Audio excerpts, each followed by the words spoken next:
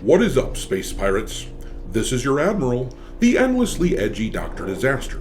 And do you guys remember that failed Bully Hunters campaign from several years ago? It was an organization that a gamer could contact if you felt like someone was being mean and hurting your poor little fee-fees. Then the Bully Hunters would go into your game that you were playing and stand up for you by beating the person that was supposedly bullying you in the game.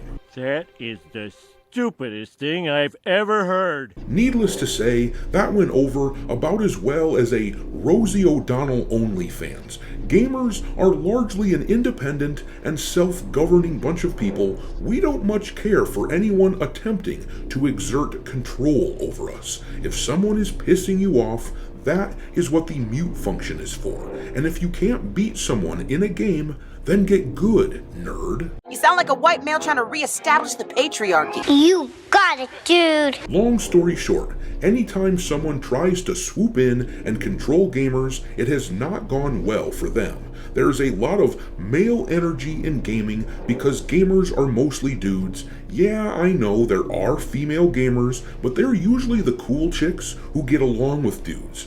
Therefore, there is a lot of male energy in gaming, and these screeching harpies from the HR departments of the world who have gotten their hooks into gaming, those people do not understand us, which is why they think this is a good idea to add into gaming. Sony is going to use what is essentially a digital social credit score to regulate gamers.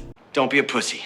Yeah, Sony has been duped into thinking that this so-called bad actor program is the sort of thing that will sell with gamers, with the gaming community. If someone gets flagged for what they deem to be inappropriate behavior too many times, that person will lose access to certain online functionality for a while. So, isn't that wonderful?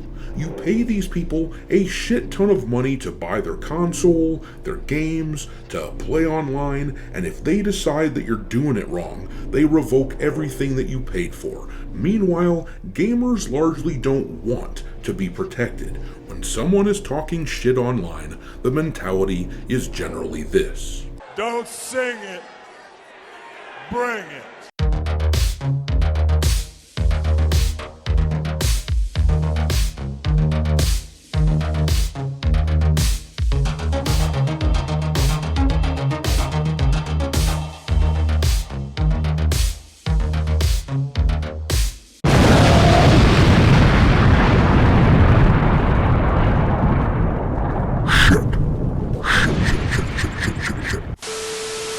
Alright, me hearties, make sure that you hit the like button on this video, share it with your friends, subscribe to the channel if you haven't already, and also, don't forget to follow me over on X, where I keep a list of games lousy with wokeness pinned to the account at all times for your reference. My handle over there is Dr. Disaster 1. Also, I've started uploading some content onto Rumble as well, so make sure you follow Dr. Disaster on that platform too.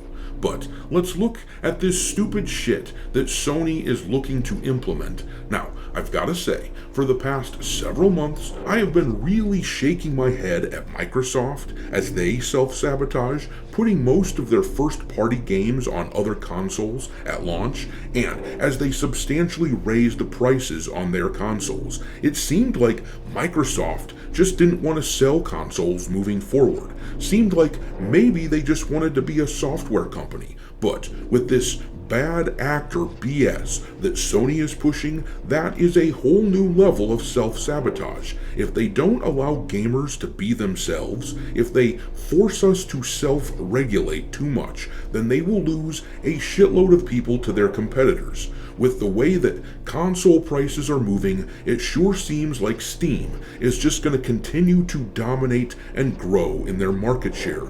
Gabe Newell continues to do nothing and just keep winning.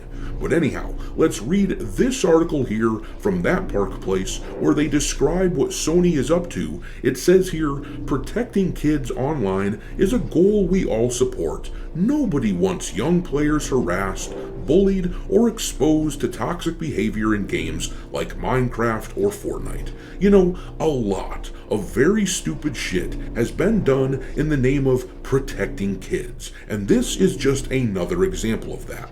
The best way to protect kids in the realm of gaming is for parents to regulate their behavior. There's no reason that others should be punished because someone else let their kids play Call of Duty with no muting and they got their fifis hurt, or they heard a naughty word or something like that.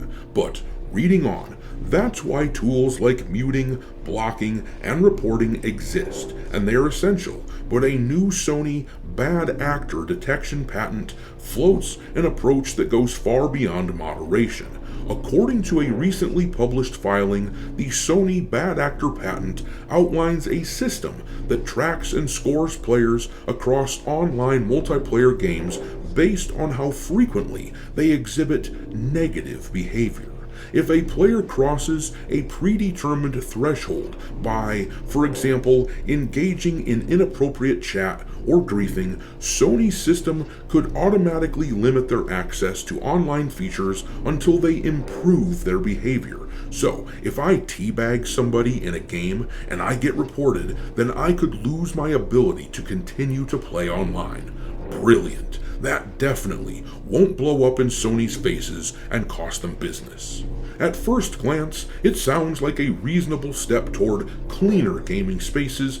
I don't even think it looks good at first glance. But dig deeper, and what Sony is proposing starts to resemble something far more dystopian, a corporate-run social credit score for gamers. The patent, filed in October of 2024 and published on May 22, 2025, details an automated behavior detection system that evaluates players through frequency markers. The more often you break the rules, or are perceived to, the more likely you are to be flagged as a bad actor. Sony's system wouldn't just mute or warn you, it could restrict your online gameplay entirely, and while a one-time mistake might not push you past the limit, the system is built to compile and track your behavior over time, forming a persistent profile. That kind of long-time surveillance and behavioral grading isn't just moderation, it's control. And once a system like this is embedded into the fabric of multiplayer gaming, who decides what is toxic? What qualifies as unacceptable behavior? Is it context dependent or purely algorithmic? Yeah, this is what overreach looks like. The mute button exists for a reason. People always have the ability to walk away from a game if they're feeling bad or stressed out or whatever. Look, I know what it is to get beaten in a game and to get pissed off. I've lived through it like everyone else. It sucks, but I'm a grown-ass man, and I've learned to walk away if I'm getting mad, especially in multiplayer games where I'm just getting my shit rocked. And to be clear, this is coming from a guy who always instantly mutes everyone that I don't know in like a Call of Duty match that I get put into. I sincerely don't care what other people have to say, and I mute myself as well. About the only communication that I do in games where it's possible is the classic teabag, but I still despise this policy that Sony is supposedly embracing. Gamers should not be beholden to a company like Sony, forced to toe their line in order to use their own stuff. Now, granted, people shouldn't be calling for violence or anything stupid like that. There are instances where people go way too far, but there are already contingencies for how to deal with something like that. This bad actor shit that Sony is talking about is a bridge too far. It sounds like the sort of thing where if they found out which gamer profile is me, for example, they could shut me off just for criticizing them in a way that they deem to be toxic. And I don't care for that one damn bit. But I'm gonna leave it there. What do you make of the Sony bad actor program? Sounds like shit to me, but drop your thoughts into the comment section below and we will talk there. Thanks for watching, me hearties. If you haven't already, your Admiral is inviting you to subscribe to the channel and become a part of the crew. Life as a space pirate may not be glamorous, but there's always plenty of booty.